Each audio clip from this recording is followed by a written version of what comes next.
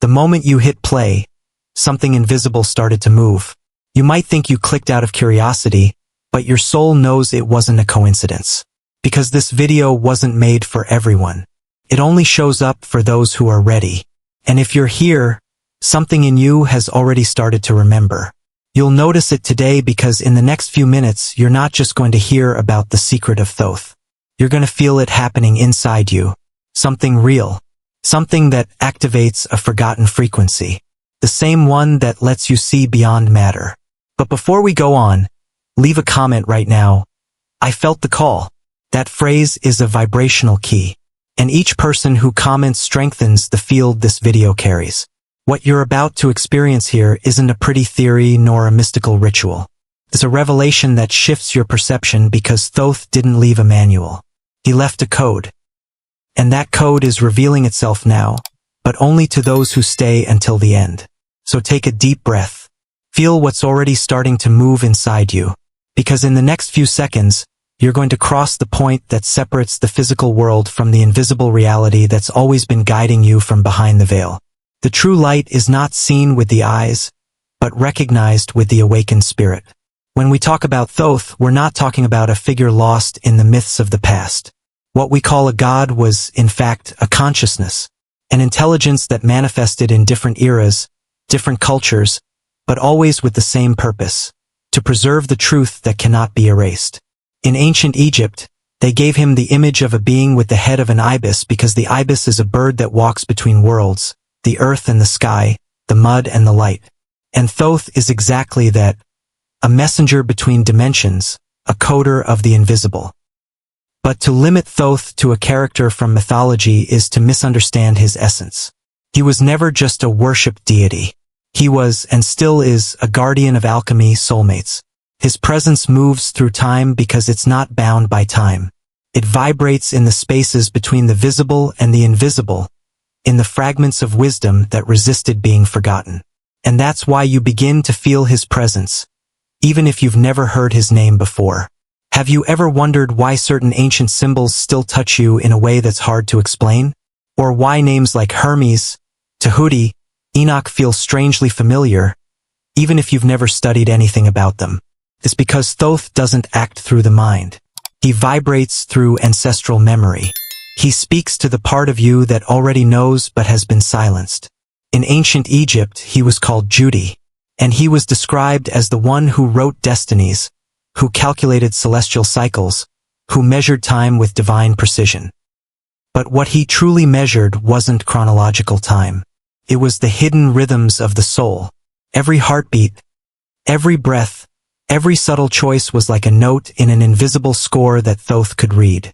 And those who invoked him didn't do it to ask for miracles, but to remember the lost harmony. Thoth is directly connected to the origin of Hermetic teachings.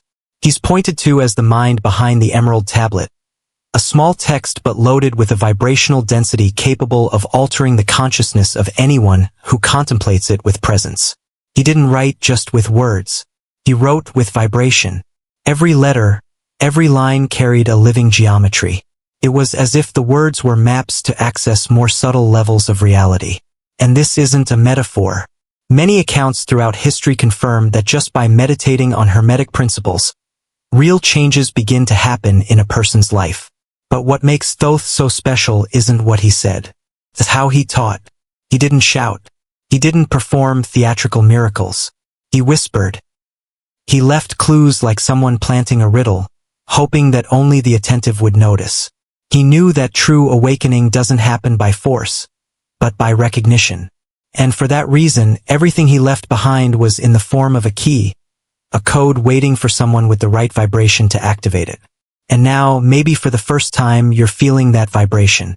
It's not just any feeling. It's something deeper, as if something inside you is being rearranged. A wordless remembrance, a memory of a wisdom you've touched in another time. Because Thoth is that, a mirror for your highest consciousness. He doesn't give you answers. He shows you the way back to the right questions. His role was never to create followers. It was to create seekers. And that's why he's still alive. Not in physical temples, but in the subtle spaces between each conscious thought. When you're silent, he appears. When you observe, he speaks. When you align with truth, he recognizes you. But all of this was hidden, distorted, rewritten. And the reasons for that are as old as the very system of control that keeps humanity imprisoned. And that's exactly where we're going now. What was hidden from humanity, and why no one wanted you to find out. When Thoth's presence still vibrated in the temples and in the bodies of the initiates, the teachings were passed from soul to soul, from breath to breath. There were no books, no loose words on paper. There was vibration. Knowledge was transmitted like an invisible, silent fire that only ignited where there was enough dry wood to burn. But over time, that fire began to make people uncomfortable. Not because it was dangerous, but because it brought freedom. Those who dominated the external world realized that true power wasn't in weapons or crowns or thrones. True power was within, in the gaze of someone who had awakened. And that gaze couldn't be controlled. So they started sealing that knowledge. Not destroying it, but burying it, distorting it, turning vibrational truth into dogmatic belief. And so began the erasure. The phrase, as above, so below, was emptied, turned into a mystical catchphrase. But those who live by this phrase know that it's a code. It reveals the hidden structure of reality. What is above in the subtle world is identical to what is below in the material world. The outer is a reflection of the inner. And that's why everything you see on the outside can be transformed from within. That is true vision. A vision that doesn't depend on the eyes but on the state of consciousness. And that's exactly what they didn't want you to know. Because if you understand that the external reality is a direct reflection of what you vibrate, then no one can control you anymore. You don't need mediators.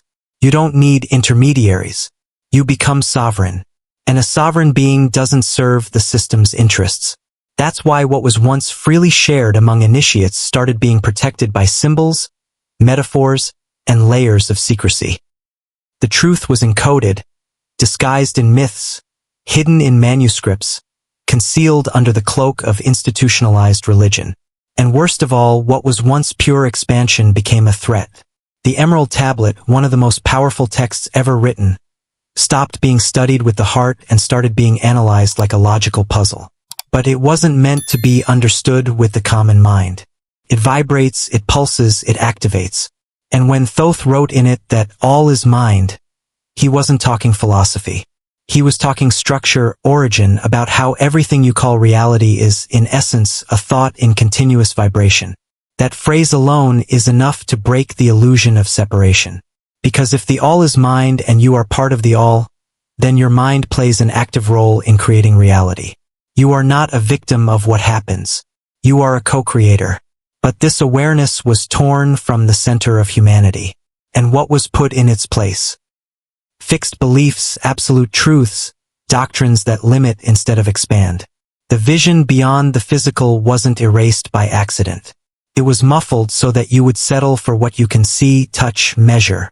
So you would forget that matter is just the shell of something much deeper. Because when you see what's behind the form, everything changes. The rules stop working. The structures lose control and the game ends. But that knowledge didn't die. It only withdrew.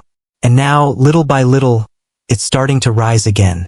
Not through institutions, but through you, through me, through all who are starting to remember that there is something beyond the visible. And this remembering isn't theoretical. It's vibrational. It arrives like a chill, like a presence silently watching you. And when that presence touches your perception, something moves inside. A subtle shift that no one else sees, but you feel. Like the air around you getting denser, like time slowing down, like for a moment you are between two worlds. This is the point where vision begins to open. Not like a sudden flash or an extraordinary phenomenon, but like a subtle shift in the air. Something becomes different. You look at the same street, the same people, the same sky, but something no longer fits the same way. It's as if the world starts to reveal its hidden layers. As if behind everything, there was another invisible layer that's always been there, waiting to be noticed.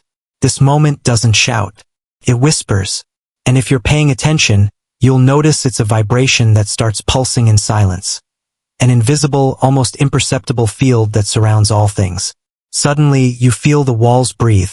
The trees listen to you. Time no longer flows the same. It's not hallucination. It's expanded perception. It's what Thoth called vision before form, feeling before understanding, presence before thought. Everything around you stays the same, but something inside you starts to change. The activation of consciousness doesn't happen because someone explains something to you. It happens when you feel in your body that you are present in something greater, and that presence is alive. It doesn't distract you. It moves through you.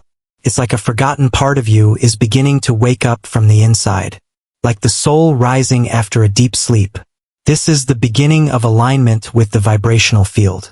But that can only happen when you pause, when the external noise gives space to internal silence, because it's in silence that the invisible moves. And so now I'm going to guide you through a simple but extremely powerful exercise.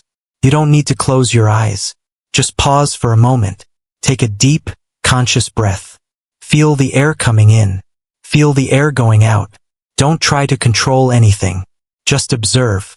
Observe the breath as if it were a gentle wave moving through you. Now notice that this simple act has already taken you to another place. A place where time slows down, where thoughts don't rule. A place of presence. Stay there even as you hear my voice. You are now in contact with the vibrational field. It has no form. It doesn't need to prove its existence. But you feel it. And as you feel it, you begin to see with different eyes, the eyes of the soul. Because only the soul can recognize what the ordinary senses can't reach. And when that happens, everything starts to respond. The eye that sees through time, the portal is within you. When you enter this state of vibrational presence, you're not just more aware. You're beginning to touch a forgotten point within yourself. A point that doesn't belong to the body or to time. It's a silent yet pulsing core. A place from which everything is born, including your perception of reality. Thoth called this the hidden eye, a center of vision that doesn't depend on light or form. It's within you, but it doesn't work like the other senses. It doesn't observe objects, pierces through layers. It doesn't see what's in front of you. It sees what's behind. It doesn't analyze. It recognizes. This is the eye that sees through time. Today, many know this point as the pineal gland, a small structure in the center of the brain, surrounded by mysteries and the subject of scientific and philosophical debate. But long before science even knew it existed, the initiates already knew. They didn't call it a gland. They called it a portal between worlds, a point of intersection between the physical and the subtle, between the now and the eternal. But this portal doesn't open with formulas or magic techniques. It responds to one single movement, the vibrational state of your consciousness. The more noise, the more it closes. The more presence, the more it awakens. And here's the detail that almost no one understands. It's not force that activates this eye. It's silence. When you breathe with attention, when you feel the air coming in and going out without trying to control it, when you simply observe the present without judgment, without expectation, without desire, something begins to shift. A vibration moves from the base of your body to the top of your head. Subtle but real, like a gentle wave that passes through you, and as it passes, seems to clear away a veil. You don't see images. You perceive connections. You don't understand through logic. You recognize through presence. This is the beginning of activation. Not because you did something, but because you stopped resisting. The hidden eye wasn't made to show you external miracles. It was made to dissolve time because time, as you know it, is a mental construct. And when that construct weakens, something extraordinary happens. You begin to remember, not with the mind, but with the body, with the soul, with a vibration that reconnects you to dimensions that have always been here but were invisible to common perception. This kind of vision doesn't come from outside. It's born from within and projects light onto everything around you. You begin to notice patterns, synchronicities, symbols that once seemed random. Things begin to communicate with you. Not with words, but with presence. A book falling off a shelf, a number repeating itself, a song playing at the exact right moment. The universe starts responding to you because you stopped shouting and started listening. And here's something fundamental. What activates this eye isn't effort. It's alignment. When you are in vibrational coherence with your inner truth, this center awakens naturally.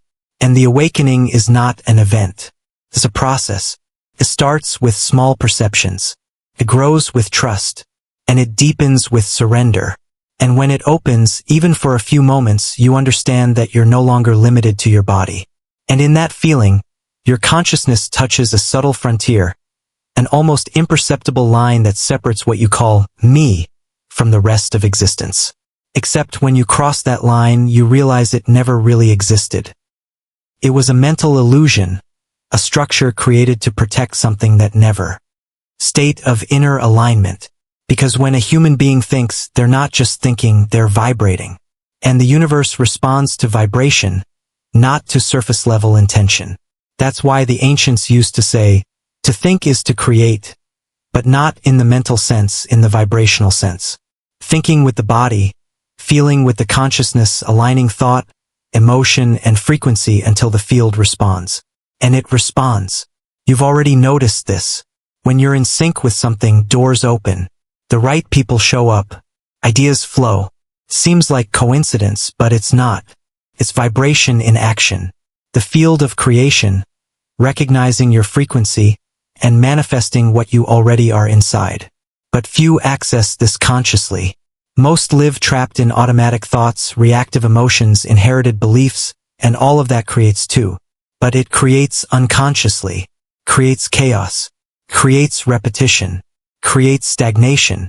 That's why Thoth said, know yourself, and you will know the universe. Because by knowing your vibration, you begin to operate directly within the field that shapes everything. And this is not a spiritualized idea. Today, even science is beginning to admit what Thoth taught thousands of years ago. Modern physics, even while trying to maintain a materialist narrative, has started to find traces of the invisible. Not because it wanted to, but because the data began to force it. The behavior of subatomic particles doesn't follow the rules of traditional logic. They behave in strange, unpredictable ways until someone observes. The famous double-slit experiment showed this. When no one observes, the particle behaves like a wave. When someone observes, it changes. It becomes a particle. In other words, reality changes when consciousness enters the scene. The simple act of observing changes the behavior of matter. And this shook the foundations of traditional science. Because if consciousness affects the result, then it's part of the equation. And if consciousness is present, then the universe is no longer a blind machine. It's a living field, responsive, intelligent, exactly as Thoth said. But it doesn't stop there.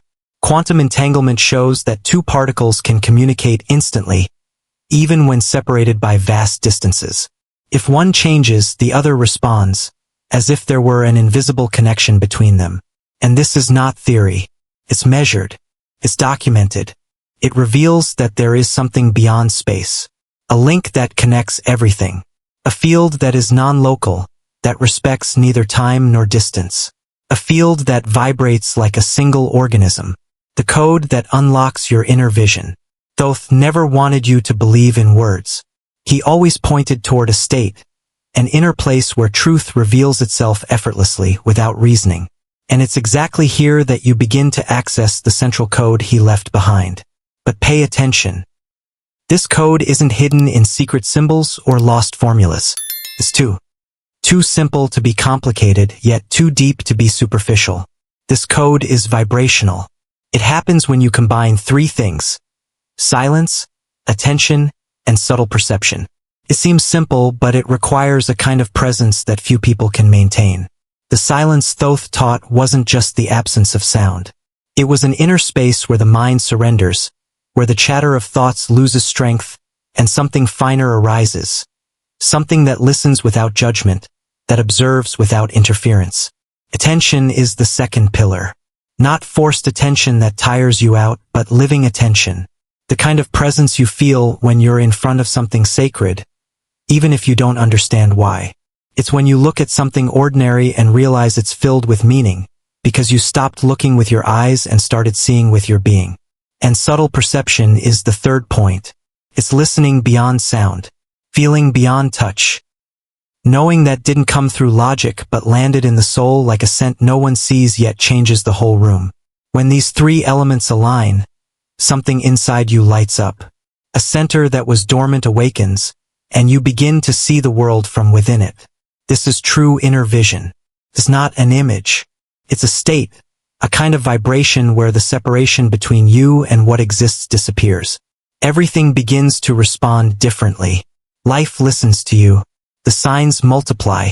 The answers come before the questions. You're no longer searching. You're recognizing. That's why this code can't be taught in words. It must be activated through direct experience. And if you've made it this far, you've already started to feel it. Because it's no longer theory. It's real. It's happening now. Your mind is open. Your body is present.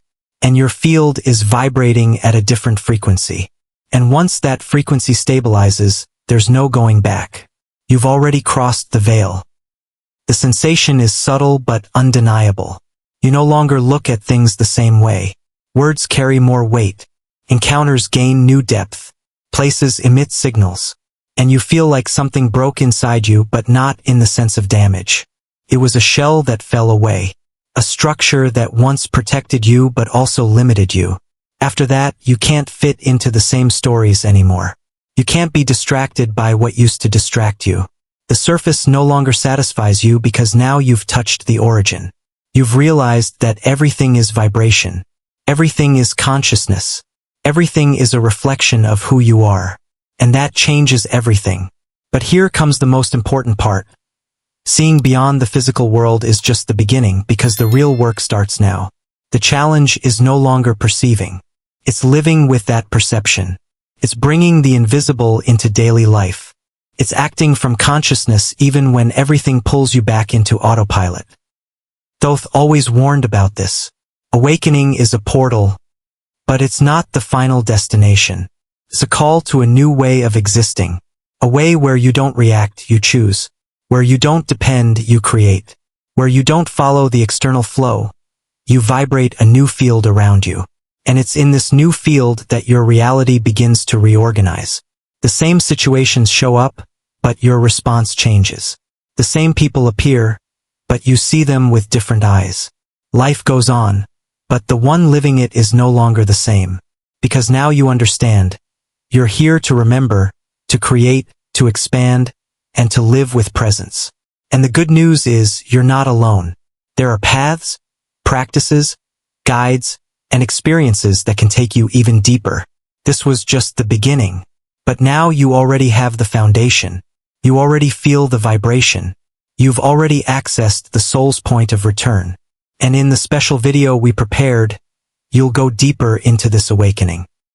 You'll understand how to integrate all of this in practice, how to turn your vibration into conscious creation, how to live from the inside out, and finally experience the reality you've always felt existed but didn't know how to access.